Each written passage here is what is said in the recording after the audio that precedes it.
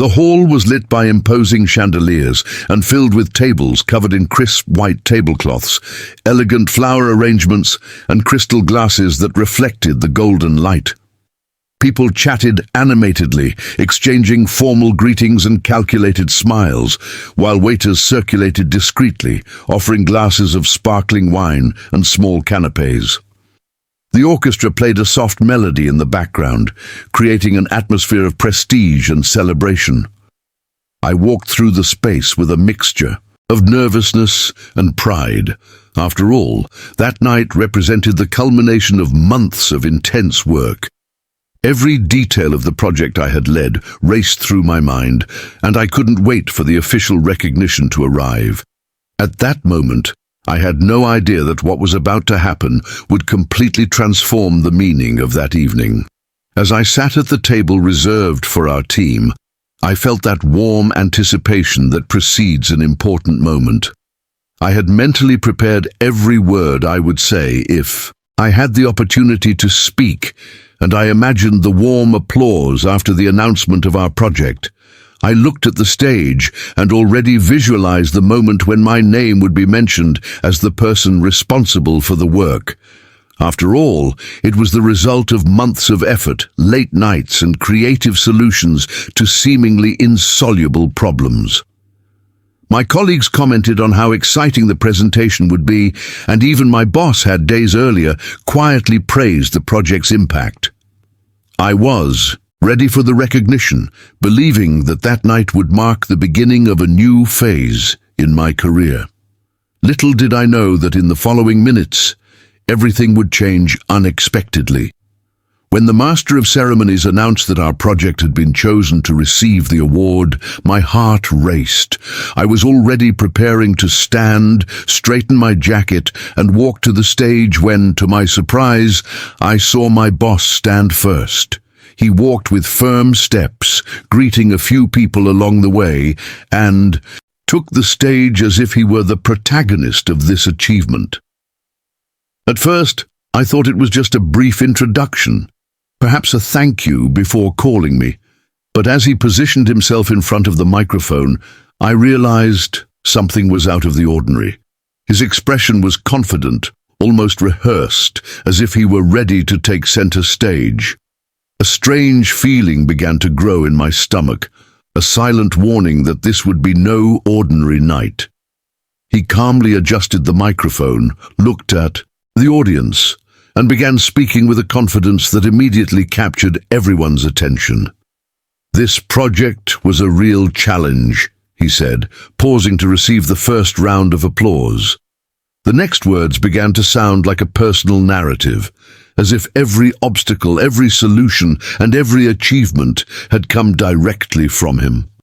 I sat motionless in my chair, trying to process what I was hearing. The sentences were carefully constructed to convey the idea that he had led and guided the entire process, and my name never appeared.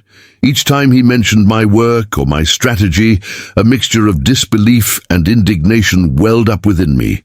The audience, unaware of the truth, reacted enthusiastically, laughing at his anecdotes and applauding his supposed victories.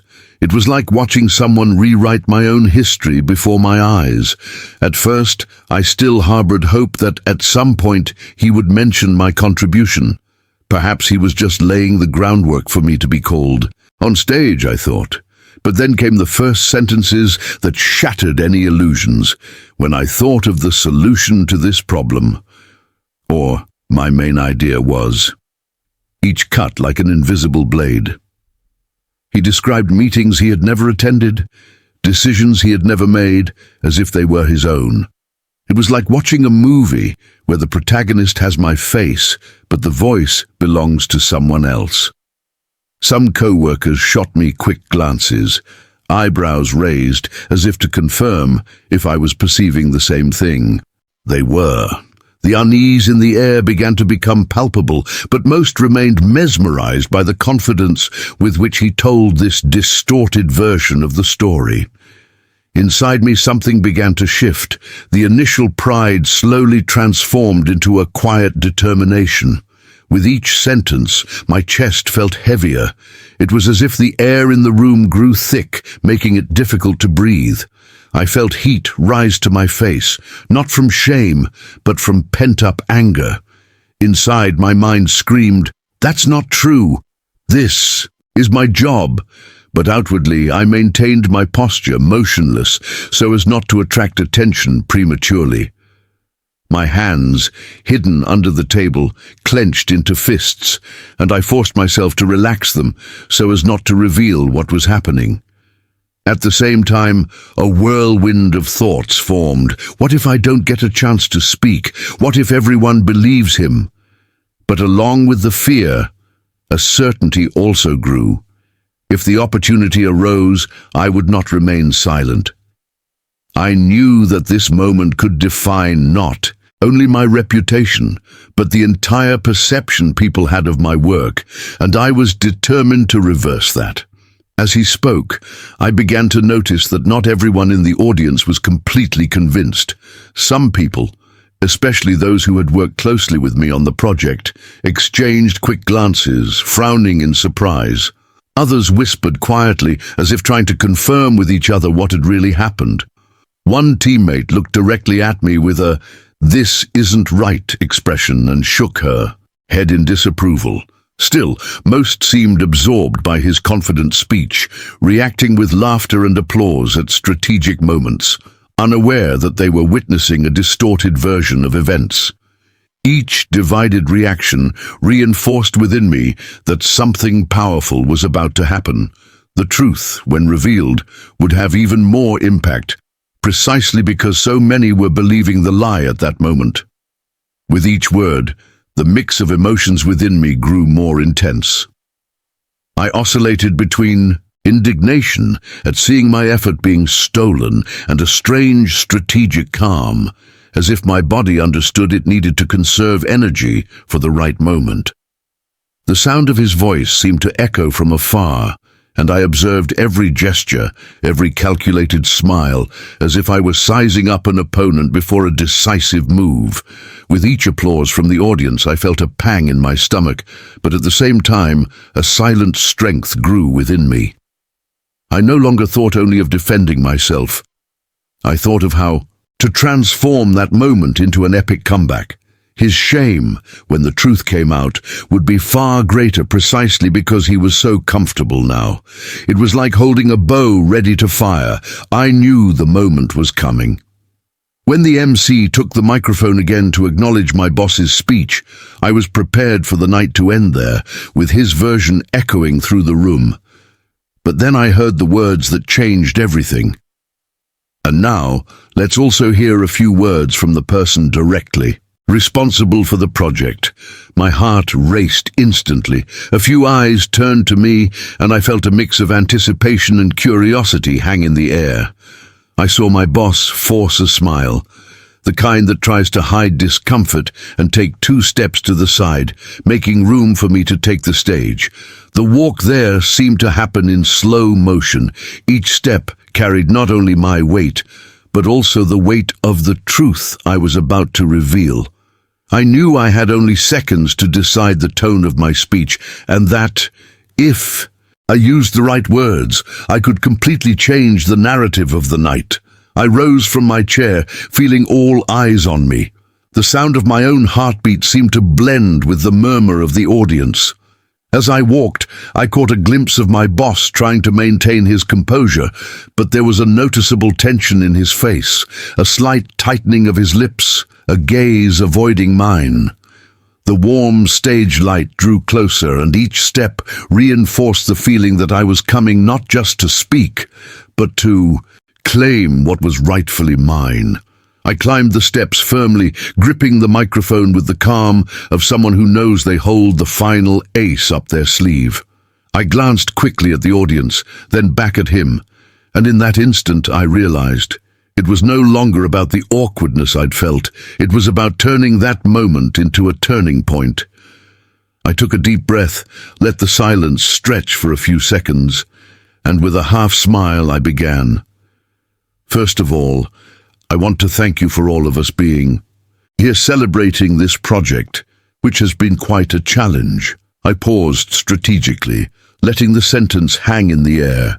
I continued, and since tonight is about recognizing hard work, I think it's only fair to tell you how this story really began. At that moment, I realized everyone's attention was completely focused on me. Some leaned forward slightly, as if absorbing every word. I kept my tone calm, but with a firmness that made it clear something important was coming.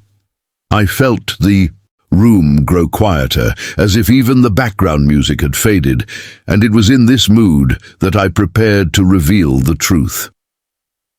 Keeping my gaze fixed on the audience, I began narrating from the very first day. The idea for the project emerged, describing the sleepless nights, the meticulous research, and the critical decisions I had to make to overcome each obstacle.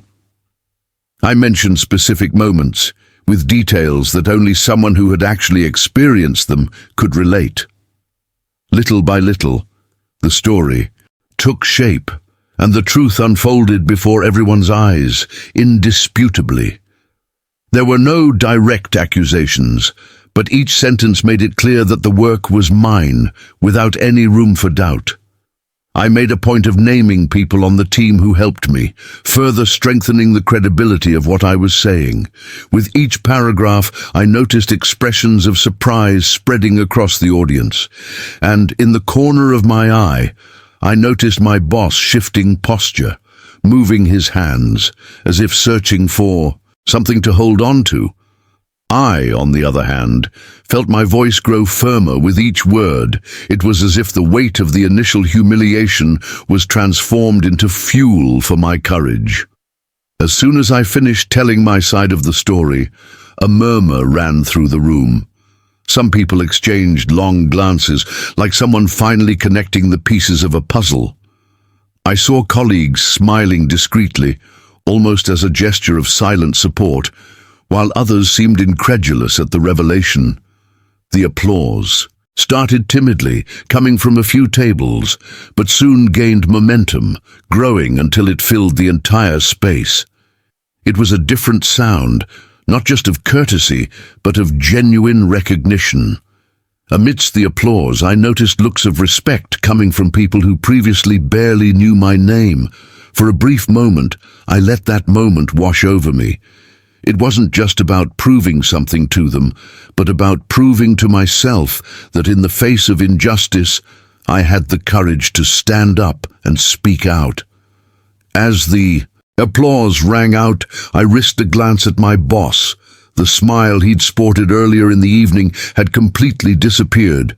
His body was rigid, and he avoided meeting my eyes, keeping his attention fixed on an undefined point on the stage, as if he wanted to disappear. I saw his jaw tighten slightly, and his hands, previously relaxed, were now clasped tightly on his leg. With each round of applause, he seemed to shrink a little deeper into his chair. For someone who had spent the entire evening exuding confidence and control, it was clear that the narrative had changed hands. I didn't need to say his name or accuse him directly.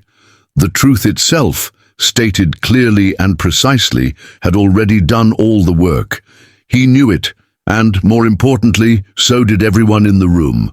When I stepped off the stage, I felt as if I had left behind not only the microphone but also the full weight of that initial humiliation. My heart was still pounding, but now it was for a different reason. A sense of victory. People approached me to greet me, some shaking my hand firmly, others saying they admired my courage in speaking out. Each gesture reinforced that I had made the right choice. As I crossed the room, I realized it wasn't just about taking credit for my work, but about defending my integrity and showing that the truth, when spoken at the right time, has a power no lie can sustain. As I left the event, I took a deep breath, felt the fresh night air, and smiled. Not only for justice served, but for the certainty that from that moment on, no one would dare to underestimate my voice again. And so that night, I discovered that the greatest victory is not just receiving recognition, but earning everyone's respect by courageously exposing the truth. Sometimes life unexpectedly puts us on stage, and it's up to us to decide whether to remain silent or transform the moment into an unforgettable comeback. Because in the end, the lie may run faster, but the truth always crosses the finish line, and when that happens, there's no louder applause.